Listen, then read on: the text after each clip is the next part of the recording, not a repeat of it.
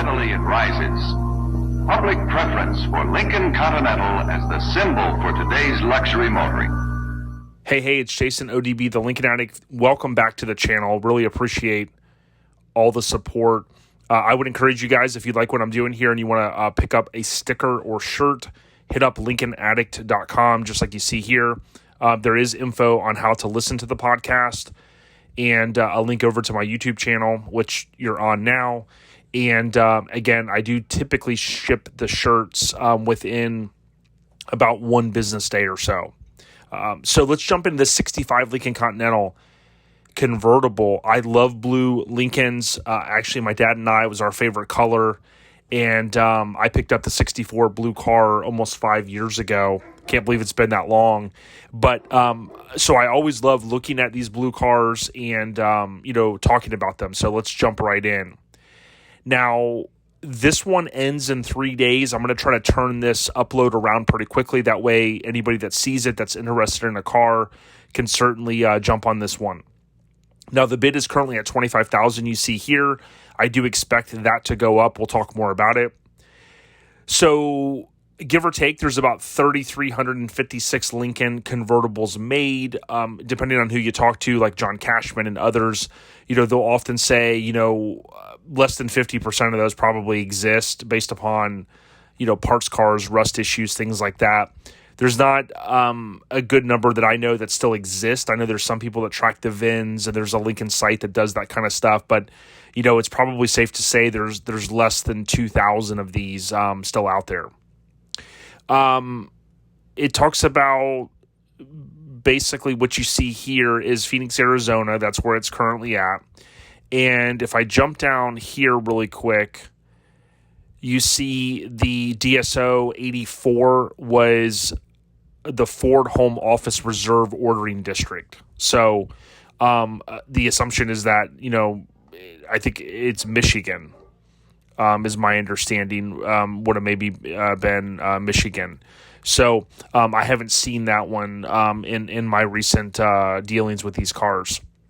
The current owner acquired it out of California on Bring a Trailer, January 2021.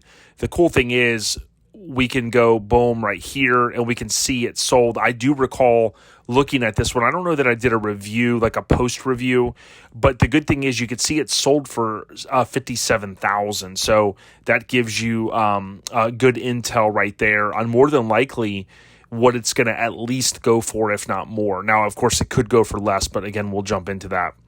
It talks about some of the features. It says an AM FM radio and a couple of other things it mentions. Okay. They talk about the kind of the born on date, or what I call the build date, July 12th, 1965. It's Huron blue, one of my favorite colors. I know blue Lincolns aren't everyone's thing, but they're definitely something I love. If we look down here, so far, looking at all the photos, I think the body looks great. This is just my observation from the photos, and I'm looking here to see, are there any dings where someone may have left the car in idling as they've exited the car and the car jumped in. I don't jumped into reverse, as I've talked about. I don't see any ding there on the bumper. That's good. When I look at the interior, I see obviously, some seats that are a little worn. I have said this before. I actually like the originality. So I've talked to Chris Dunn in the past. He's friends with Tony and I, and Tony Boss Boland's become good friends with Chris that owns Lincoln Land. And I know he very much appreciates originality on these cars. So we'll look more at the interior. I tend to look at the seats here to kind of see how tattered they are. We looked at one recently where you could just see like the foam was just gone and the seat looked pretty bad. This to me looks pretty standard. Again, it's not perfect. You could always go back and do the interior, which is going to cost obviously a pretty penny, or you could leave it as is. The other option is you can always acquire seats. I acquired seats for my 64 from Tony Boss Boland that were already redone, and I was able to keep my original seat. And then I swapped up to some that, folks had already redone.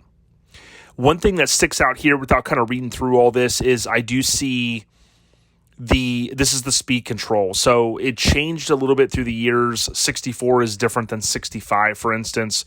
Of course, 66 is different with the body change, but this is the speed control. Don't see too many of these, but I always thought it's cool because it's one thing that my eye goes to because, again, it's just not something you see very often. Now, does it work? That's a whole nother thing. Some people, would just be happy with having it, not really caring if it works, so to speak, because it's kind of that extra feature there. And it does look like, of course, the AM, FM, you can kind of barely see there. We'll look at better photos in a minute. Okay, engine bay looks super clean on this car, okay? So, you could spend an afternoon or a weekend and get in here and detail all this stuff, with some water and different detail products if you wanted. But this is typically what I think of a nice engine is going to look. Now, you could kind of go in here and powder coat or paint this air cover and stuff, but again, I like the originality. The first thing I noticed is over here, it does not have air conditioning. So in the comments of this listing, there were some questions where folks were like, hey, does it have AC? I think the seller confirmed it does not. And then they were like, that's a nope for me, right? You got to remember, this car being a convertible, I'm actually in the process of upgrading the air conditioner in my 65 red car. Is it nice to have? Absolutely. Depending on where you live, hey, it might be a game changer for you, or, that yay or nay. But no, when the top is down, I mean, sure, you're going to get a little bit of air conditioning out of here, but to me, I wouldn't say that should be a deal breaker. If you really want one of these cars and you want a nice one, you might have to concede on that a little bit. You could always go back in and add air conditioning to it. In fact, my friend TC, Teresa Connor, shout out to her, she's been working on Lincolns 30, 40 years, and she had reminded me, I think it was her father in the 80s or early 90s had a Lincoln, and they added air conditioning to it from parts cars, parts from other vehicles, and she said you couldn't even tell that it was a non-AC car because of the fact that they made it an AC car, so something to keep in mind. Of course, it's got the 430, and it kind of gives some of those standard specs. Shout out to Bring a Trailer. I think the people that compile this and present these cars, they do a great job in terms of kind of, quote, telling the story. Here we'll look at more underneath the car photos, but what I saw just briefly looking at this before I started recording this, everything looks good.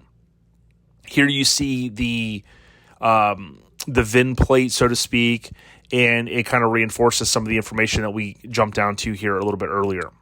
Now, I made a post recently on a black car with blue interior, and John, shout out to John from Stinkin' Lincoln, he had chimed in and said, yeah, that's kind of an odd color combo.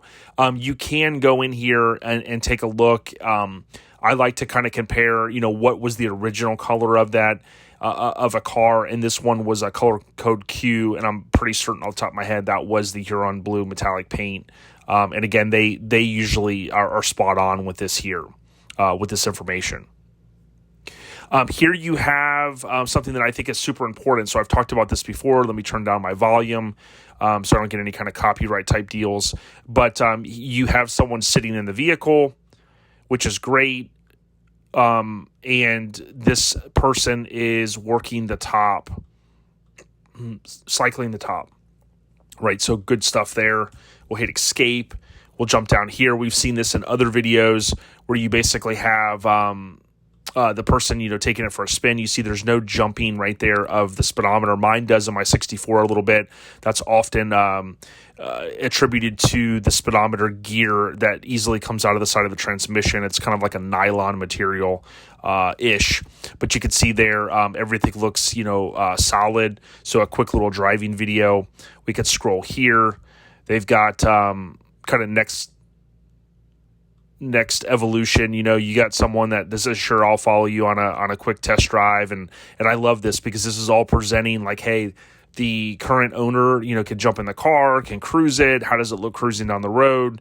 That's going to help the presentation of the car, and it's going to help sell the car. As I've said, it is so key, if you will. Here, it looks like he's going to demonstrate the auto drop, so fantastic. So he opens, and then when he closes, that's exactly how it's supposed to work. You push the button in, you open, boom, he's going to go around. Maybe he's watched some of my other videos. If he has, shout out. But I think this is so important. Obviously, Someone may not want to do this if their setup is not working. They might want to conceal that. But again, I'm of the mindset that, let's be forthcoming, as a seller, right? Don't be shady, let people know what they're getting. And then obviously some people can, they can go and fix that stuff if they want to. But you can see, again, we'll look at some more photos, some of the same stuff we just saw there with the interior and the cruising. And you got some kind of detailed photos there. A lot of times, the way this stuff looks, you could get in here and spend a day or a week and detail all this stuff, but this looks really, really good.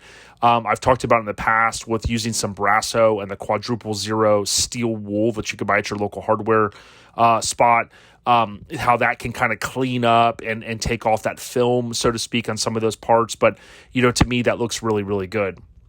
The bread and butter here is going to be the photo. So that front 3/4 shot, you can see the windows are down. One reason people love these cars too is, obviously it's a convertible. There's no pillar here. So you've got that wide open look when the top is up. Now, typically you're not going to be cruising around with the top up. But obviously if it rains, you're going to put it up there. But it is, I always like seeing this type of photo showing the top up with the windows down. It kind of gives you that awesome look there. When I look at all the bright work and stuff, it looks really good. A lot of this stuff, unless you're going to go and have it show quality polished and any dings and stuff taken out, this is the way a driver car is going to look, in my opinion. I like to look at these rear quarter panels to see what's the fitment here of this piece, this trim piece. But again, everything looks really good. I'm looking at the fitment here. These are stainless. Again, I've said before in 66, they changed the pot metal. So they would start to pit a lot, but these look beautiful on these cars. And again, there's no dent or ding here from the car kind of jumping into reverse. I do like to look at the license plate frame to see what dealership. It looks like it was, does it say Whittier? So a lot of times, I've got a couple of these rare vintage license plate frames. Those can go anywhere from $50 to $250, $300, from kind of some of the usual suspects in different places. Here you can see the paint. To me, you could probably have a high-end detailer buff it out more. I like that kind of oxidized original look on it, but I would just encourage you that if you were looking to buy a car, you could by all means take it to a high-end detailer, or if you're someone that likes detailing, you could typically buff these cars out pretty dang nice. It's hard to tell here. I doubt that's anything but maybe just a shadow. You'll sometimes see in these doors, I know in my 64 blue car, this is basically the way it kind of looks in here. If I was having someone inspect it, I would look under each one of these doors to see if there's any kind of rust. Kind of look here, is that just maybe someone flung the door open one time and it hit something? But those are things that you would want to look for if you were having someone inspect it, or if you flew out to look at said car. I cannot stress enough the importance of having a car looked at. I've seen, never been a part of a transaction like that, but I've seen challenges where people have bought cars and, whether it's one of the famous online or auction houses or whatnot, typically people are going to tell you, oh yeah, the car's great, there's no rust, this and that. It's always best to have someone inspect it, pay that few $100 fee if you can have someone in said area go look. If not, buy a plane ticket, especially if you're going to be spending $50 to $100 on a car. There's no excuse to buy it and get it and then be frustrated. Here you can just see, again, some different angles. Trying to be a little bit more efficient with some of these kind of talk-throughs, if you will, listing reviews, just so that, I keep everyone's interest here. This looks pretty cool, whatever location they've got this in, kind of a nice wide open space. I kind of like this. I'd love to have a setup like that, but you can see car looks beautiful to me. Again, may not be perfect in every way, but I think this is a car, certainly whoever buys this one is going to be happy. Here, I like to look at the facility that it's in. So obviously you can see whoever is working on this car or wherever it's at. You've got a nice lift. You've got a nice facility. You've got other vehicles in there. So it kind of shows that it's not some rundown shack. I typically will look here to see, does the peak molding kind of line up with the famous front turn signals, the cages, if you will, and all of that looks really good. Your spacing in here looks good. Front bumper looks good. A lot of this stuff will look good in photos in terms of, the quality of the bright work and stuff. And then, of course, when you get it, you could always go back in here and polish or pay someone to do a lot of work, to detail at high-end style. I will tell you, I don't mind. I actually enjoy kind of doing some of the little detailing stuff here and there. I don't necessarily like buffing and all that. But it's a lot of work on a car like this to really get in and detail every last aspect of it. But bottom line is, from the interior to the exterior, you want to start with a good car. And I can tell you, from what I'm seeing, this is a very, very nice car. I'd love to own this one. I just have a little too much going on right now, and I can't necessarily take on another Lincoln, nor would my wife probably want me to. But she's been cool on everything else I bought. But I think she'd draw the line and say, hey, listen, we've got other stuff we've got to work on. So we're just kind of going through the photos here. You'll see a receipt for the tires. So like this is typical. I think I have this on one of my cars where that, depending on where people live and whatnot, I know this is supposedly Arizona, which it looks like, but you'll sometimes get this, this discoloration of the white wall. There are some products on the market. You could easily clean that up and or change the tires. But most of the purists would be happy because this is that smaller, quote, white wall. Oftentimes, when you do the wide white walls and stuff, you'll start to get people commenting, that's not the right size white wall. Yeah, we know. So again, you look at the interior. It's hard to tell if the carpet, I want to say the carpet does look original. I could tell from this little seam right here. But if this is the original carpet, it looks damn good. They probably have come in and had someone steam clean it and whatnot, which is fantastic. I do tend to forget, but I believe 65 was the first year for the retractable front seatbelt, right? So you can kind of see it here creeping out. It looks like they have these little things that were an accessory, not necessarily Ford, but the little things that roll up. So when you basically was kind of like an aftermarket accessory, you could buy it like at a parts store, and it kind of rolls up the seatbelt here. And I know I talked about the seatbelts, but in 65, I think it is a little bit more rare to have the rear seatbelts. So don't just assume that seatbelts. That's great. It is kind of a rare thing. The car that I bought, Robert had sourced 65 rear seatbelts from another vehicle and installed them in the 65 I purchased. But that's a cool thing to kind of just know that, you can't just assume that they're going to have the rear seatbelts. Nice feature to have, obviously safety as well. Big fan of this interior. In 64, you could get a blue top if you had the blue interior. So if you had the blue paint, the blue interior, you could get a blue top. I think it looks classy with this color top. And you can kind of just see the originality of everything. Now, certainly, my other feedback would be if you saw something that didn't maybe look kosher to you, feel free to reach out to these folks and ask them questions. You can see here, this is the speed control, and you see how much room it takes up. I don't think we've got a chance to talk about this specifically with like a photo from this angle, but I often talk about the importance of doing a dual master cylinder. This has the single, that's what they came with. The challenge is, if the master cylinder goes out, then you lose brakes, right? So it is advantageous to go and upgrade to a dual master cylinder. The challenge is, Butter Farmer's been working on these cars about 40 years. He's my buddy here. He has said that it gets very tight in here if you try to upgrade and you still have the speed control. Now, I have seen and I have heard of folks that have said they've been able to do it. I do certainly think a good mechanic or custom shop could easily make it happen because we've come a long way when customization with, bending brake lines and things like that. So do I think you could? Absolutely. I would even, go to the point to say if you could upgrade the dual master cylinder and just not have the speed control working, do it. because it's safer to have this. And how often are you going to use the speed control? The other thing would be check the speed control to see if it even works. If it doesn't work, certainly you could leave it there. You could still have it on the dash. And then you could always just upgrade the brake booster, or excuse me, the master cylinder. I could tell you here, this little guy, this is where this power steering fluid goes. You have to use type F. There's no ifs, ands, or buts. You have to. You'll only see about one guy out of 100 say you don't have to. Don't trust that guy, okay? Listen to John Cashman, listen to Blair, listen to people that have been working on these cars 40 years. But I say that because I just wanted to point out this is bent down. That should be facing up. Those, if they get bent back and forth a whole bunch, they will kind of snap off. But that's basically when you pull that out, you're just checking the dipstick there. Okay, again, some more photos just to kind of show.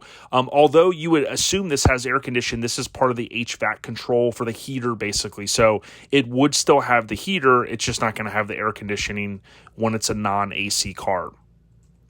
Okay, these are good photos. A couple things I will show you here. Now, this is where you want to always check. I don't think this looks bad at all. This is typical, little bit of surface rust and whatever. This looks all solid, but I would certainly check it. And I would always check this area here. I had a 67. In the 67, the battery acid had leaked pretty bad over the years, or over the course of a period of time. And a lot of this was kind of crunchy. It was easily repaired by a fabricator, but you always want to check this area. Also, this little guy here is a cover. I think on a couple cars, I've never put this back on. It's basically just like a splash shield.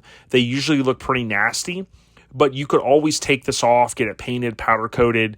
You can go as far as you want to go with getting all this stuff cleaned up. But I could tell you, looking underneath it, this is exactly the way these cars look. Certainly, you can go the extra mile and start detailing all this stuff, spend the time, spend the money, but it's really how much you want to spend. Typically, you're going to see this is the same underneath all these cars, how it looks and how it would feel if you put your hand there. This is typically how this area, kind of the subframe area and these braces that they're going to look. That's just the same discoloration that you'll typically get. But again, all of this stuff looks clean. I've seen cars and I've owned a couple cars that are far worse, just caked with grease. This one looks pretty damn good. This is the rear underneath when the deck lid's open, of course. This is typical on how you'll see it. Sometimes someone will come in here and spray like a new undercoating, but it looks good. Axle looks good. So everything looks good. You could always go in here. Someone brought this up many years ago to me. If you bought this car and you wanted to spend a few $100s and make it ride like it was brand new, the car probably already rides great. Go and get new leaf springs and new springs. You can buy those from different companies. And you'd be amazed, these cars 50, 60 years old, riding on this suspension over the course of time. Most people change the shocks. These have been changed. But you could certainly go and get, rear springs and front springs, leaf springs, if you will, in the rear. And I'm sure it would make it ride almost as good as the day that it rolled off the showroom. So there's a bunch of collateral. These are a couple things I own as well. This was part of Motor Trend back in April '65. They had this one guy, I forget his name. He would do the road test. So you'll see like this famous photo here with a bicycle tire on it. Was able to kind of tell how, the distance it took to stop. Of course, this year they have disc brakes in the front. So, he kind of had talked about that. But that's kind of some cool stuff that you can find out there on eBay and whatnot. There's a couple letters here where he talks about this is an interesting car, of course, that goes beyond its normal status of a Lincoln. I didn't notice this before, but 84 is the order code for, as we said earlier, Ford's home office, which basically means the car was ordered for someone special to be owned and used by the company itself. So that's what I assumed, and I actually didn't catch that earlier when I was zooming through these. There's a bunch of receipts from Baker's Auto and other places. These are the big ticket ones. They talk about just a lot of the different stuff that was done. So they have exhaust system done. So you saw that was pretty clean underneath the car. You got Lincoln Land receipts. Shout out to Lincoln Land here in Clearwater area. You have another kind of upper back panel switch. So 60s Lincolns repair. So I had never heard of this place, but they were in Fullerton, California, and this was back in 2011. That might have been the guy that bought John Cashman's business. I don't know. There's a couple other big receipts in here, but you could see over the course of time, even before that date that he acquired this car, that people had spent some money on this car, and this is the key thing. They're showing the proof on what they've got in it. Headlight switch, gear drive, plug wires, some basic stuff there. But there was one in here that I saw earlier, and it was kind of a big ticket one. This was $1,000. You got miscellaneous ones here. This one was $1,600, was it, for the exhaust? $354, $588. I could have swore there was another big ticket one in there. Let's go back.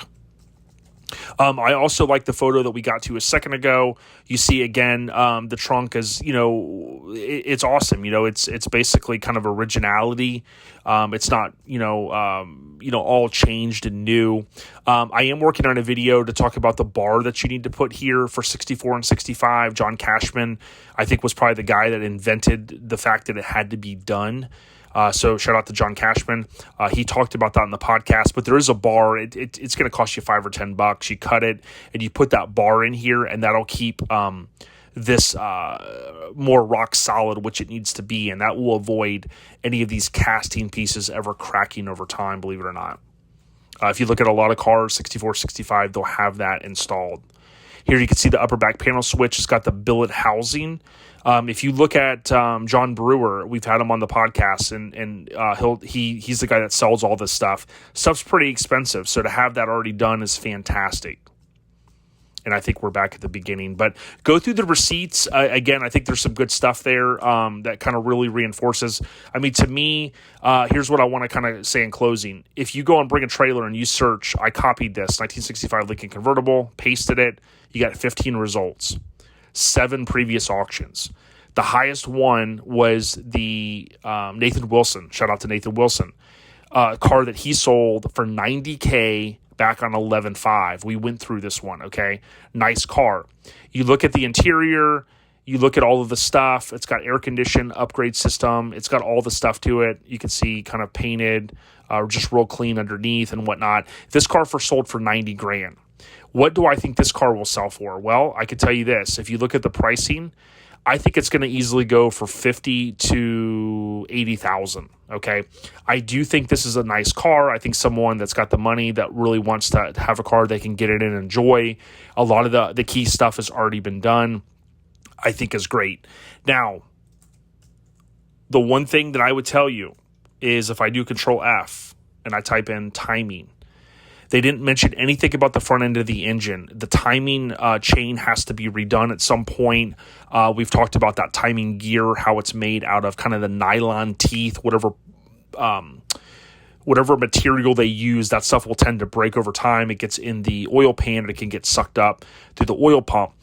Those type of things would be key to do. And then the other thing would be doing the amp gauge. Okay, it has to be bypassed or rebuilt. It can be a fire hazard in the dash. So if someone buys this car, I would say those are the 2 things in addition to the bar that I mentioned that need to be done. So the timing setup in the front, if you're going to do that, you may as well do a water pump. Number 2, you want to have the amp gauge rebuilt or bypassed. That's key. More information on the podcast, Lincoln Addict podcast, if you go and listen to those episodes. And then number 3, that bar in the back is key. Again, it's not like it's going to be a life safety issue, but what you want to do is you want to avoid these cast pieces ever breaking. And I tell you, if John Cashman says to do it, you need to do it. And again, that's only on convertibles 64, 65. All right, everyone. Thank you so much for listening. Leave a comment, subscribe, thumbs up, and check out LincolnAddict.com. Order some merch. Thank you, guys. Take care. Peace.